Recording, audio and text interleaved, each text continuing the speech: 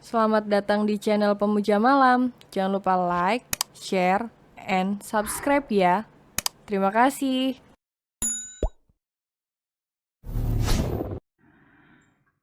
Chapter 48. Resepsi Pernikahan. Banyu dan Sabto saling melempar pandangan dan tersenyum lebar. Mungkin dalam hati mereka sama-sama tertawa melihat takdir hidup yang mereka jalani. Dua orang yang sebelumnya saling bersaing dan menjadi rival kini duduk bersama untuk membicarakan perihal pernikahan. Bahkan calon istri keduanya pun juga sama. Sama-sama seorang... Oh iya sayang, aku dan Sabto juga sudah membuat satu rencana lagi.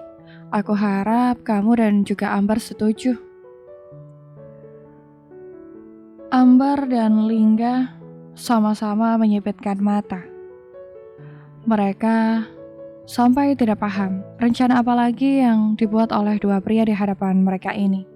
Bagi Lingga dan Ambar, calon suami mereka ini terlalu banyak membuat rencana. Rencana apa, Nyuh? Aku dan Sabto berencana akan mengadakan resepsi pernikahan di hari yang sama. Jadi acara kita bisa semakin meriah. Aku harap kamu dan juga Ambar menyetujuinya.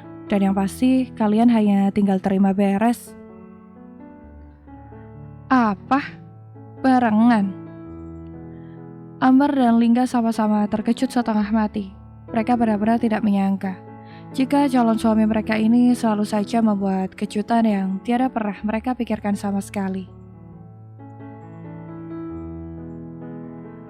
Ya ampun, Pak. Ternyata calon menantu kita ini cantik sekali. Banyu benar-benar tidak salah pilih, Pak.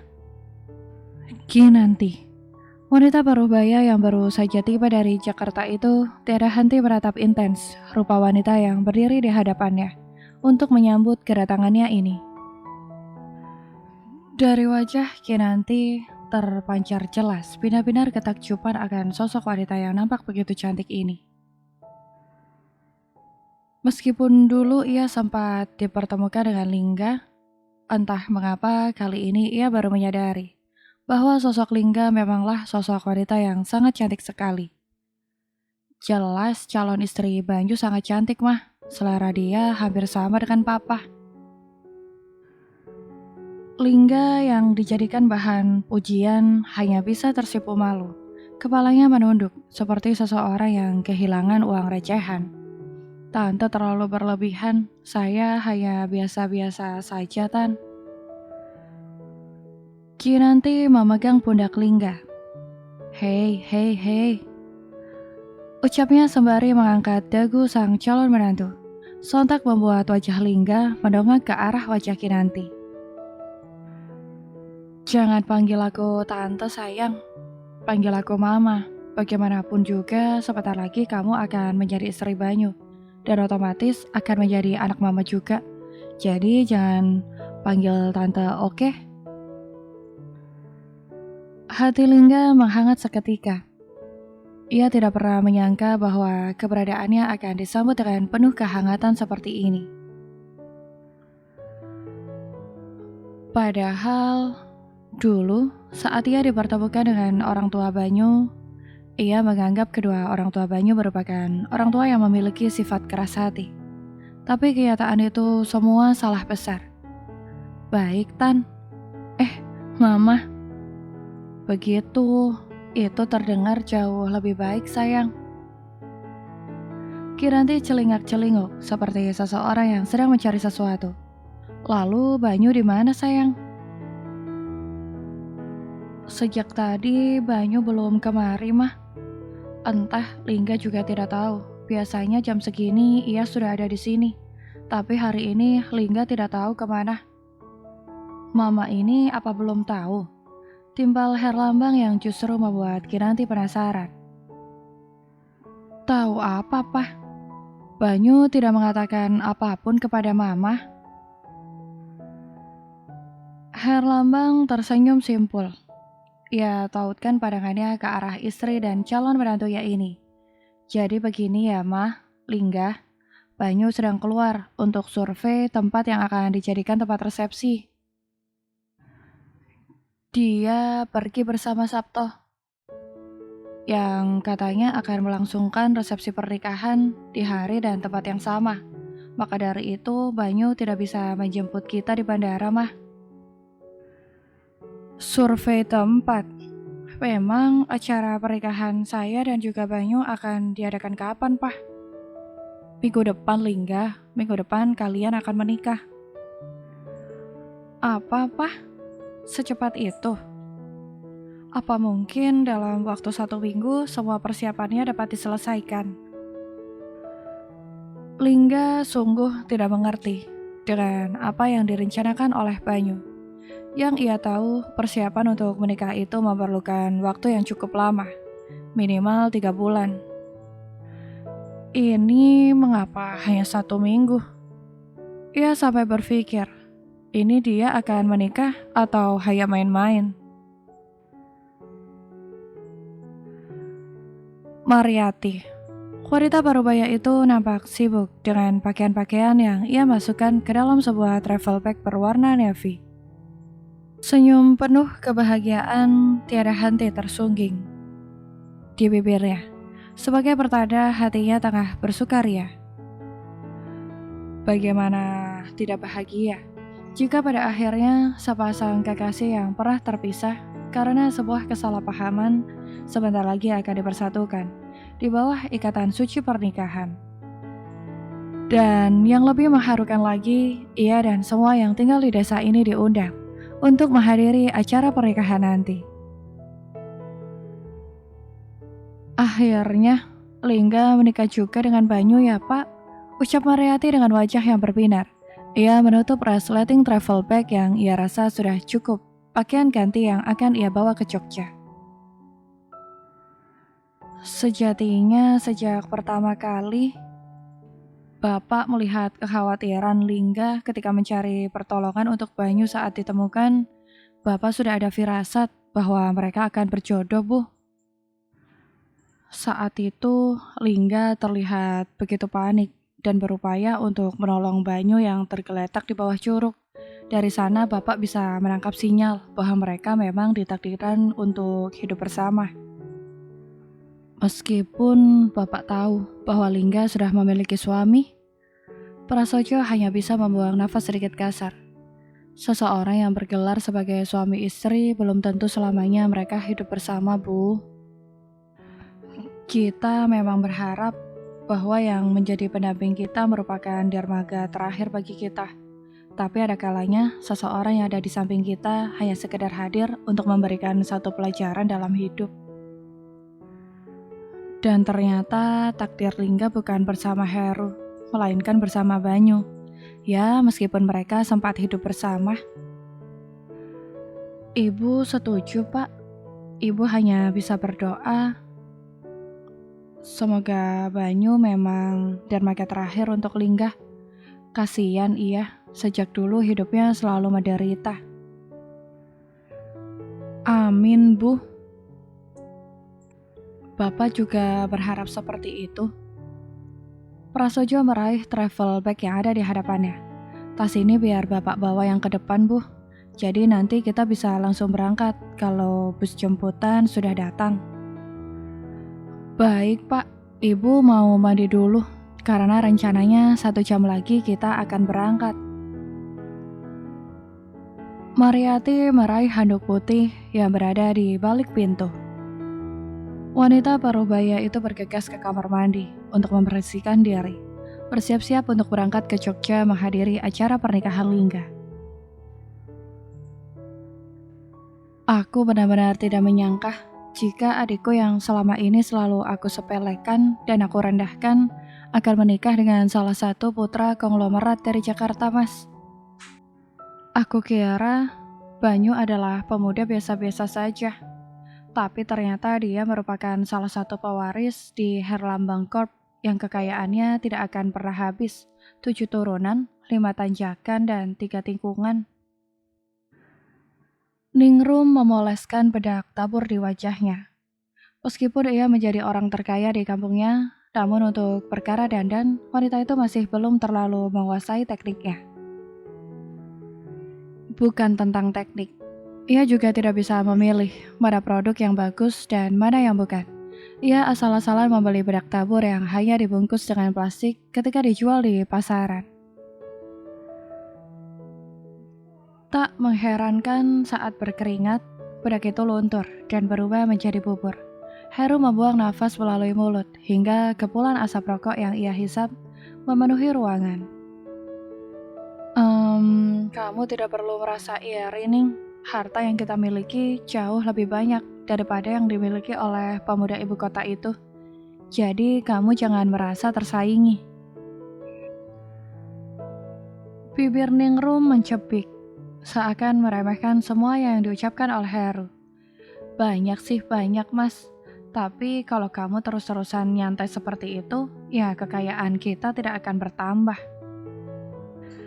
Kerja yang lebih giat lagi dong.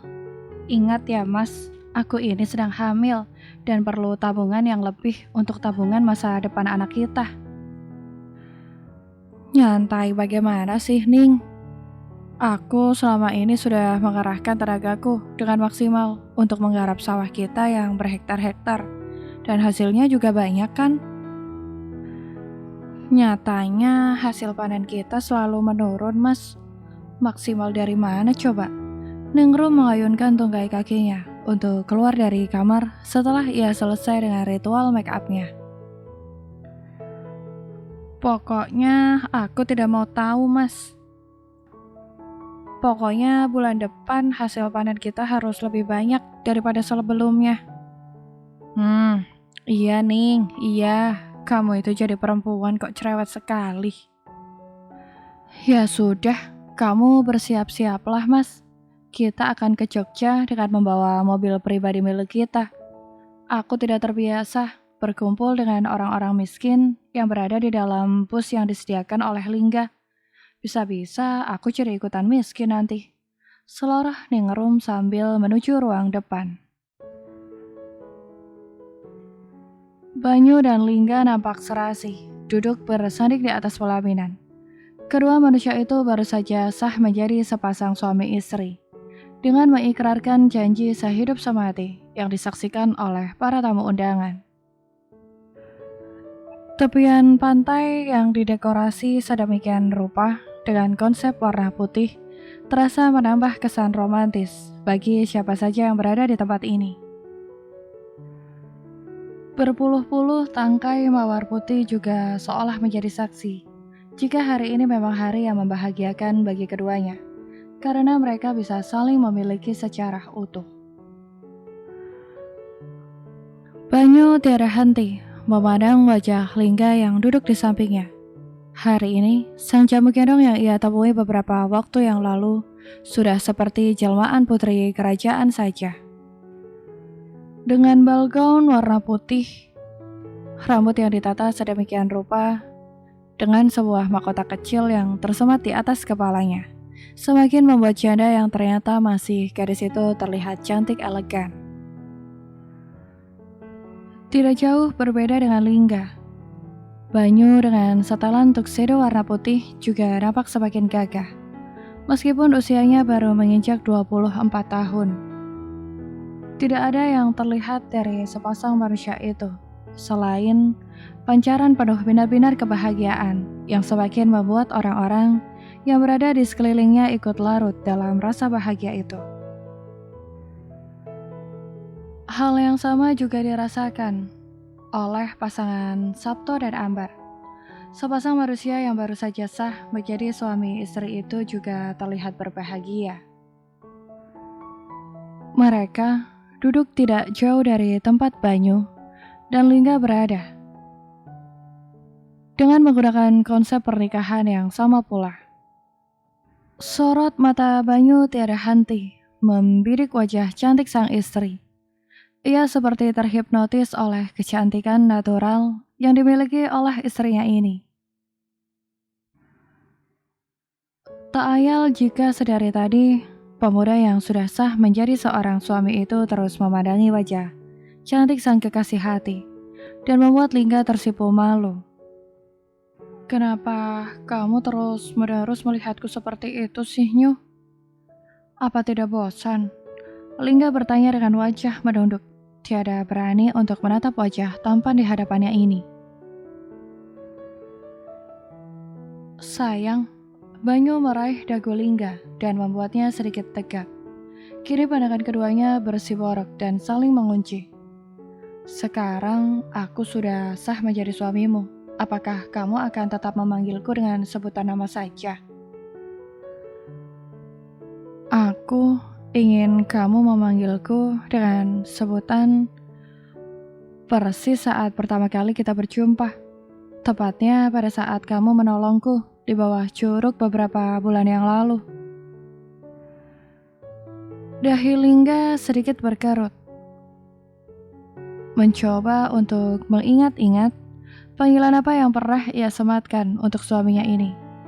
Kejadian itu sudah sangat lama terjadi, sehingga wajar saja jika Lingga sedikit lupa. Sepersekian menit, Lingga mencoba untuk mengingat-ingat. Pada akhirnya wanita itu tersenyum simpul. Kalau satu panggilan yang sempat ia sematkan untuk memanggil Banyu. Mas Banyu. Senyum lebar mengembang di bibir Banyu.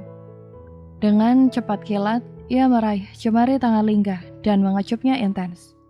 Nah, itu yang aku mau sayang. Lagi pula, panggilan Mas akan jauh lebih terdengar manis saat kita bercinta nanti. Kedua bola mata Lingga terbelalak.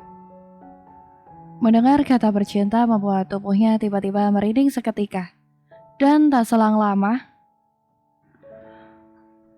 aduh, sakit sayang. Apa yang salah dari ucapanku coba? Peki Banyu saat Lingga menyentil keningnya. Lagian, kamu ini belum apa-apa sudah membahas perihal bercinta. Malu tahu? Tidak perlu malu sayang. Kan kita sudah sah menjadi suami istri. Jadi bercinta itu akan menjadi makanan wajib kita setiap hari. Seloroh Banyu dengan menaik turunkan alisnya. Suara seseorang yang berdeham membuat Lingga dan Banyu sedikit terkejut. Ternyata keluarga besarnya datang menghampiri mereka. Selamat ya untuk pernikahan kalian. Tidak banyak yang bisa Papa katakan selain doa semoga pernikahan kalian ini langgeng hingga maut memisahkan. Tutur Herlambang dengan suara sedikit sumbang karena terharu melihat sang putra sudah menikah. Banyu dan Lingga mengangguk bersamaan. Terima kasih untuk doanya, Pak. Nak, Mama titip Banyu ya. Meskipun usia Banyu lebih muda dari kamu, tapi percayalah bahwa Banyu sudah cukup dewasa. Bahkan dia sudah bisa menjadikanmu seorang ibu. Sahut Kinanti dengan lembut, namun kata-katanya sungguh sangat sulit dicerna. Menjadikan Lingga seorang ibu, maksud Mama? Kinanti tersenyum simpul. Ia dekatkan bibirnya ke arah telinga Lingga. Maksud Mama, dia sudah bisa menghamilimu. Jadi dengan begitu bisa membuatmu sebagai seorang ibu. Ih, Mama, Lingga kira apaan? Bersambung.